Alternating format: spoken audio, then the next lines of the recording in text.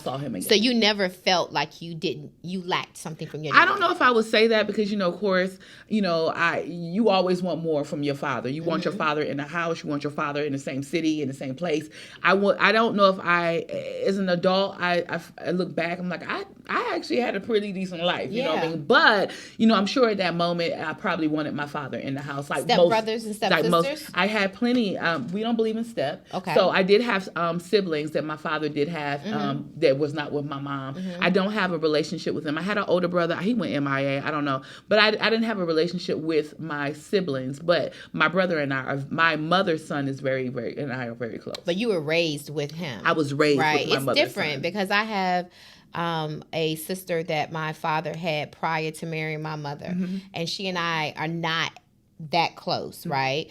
But my brother and I, who had the same mom and dad, of course, before he passed on, my brother passed on in 2019, we were extremely close. So that's just normal when you live in the same home. Okay, so now you go off to Georgia Southern. Yes. First job out. How was that? But let me clear something up though, because the man is dead. I got to make sure. Okay, go ahead. So my father, I spent summers with my dad. And like I said, he made sure I had so many. I have a lot of great and fond memories of my father. I remember when I would come up to. First of all, my father, I've never seen him in jeans ever.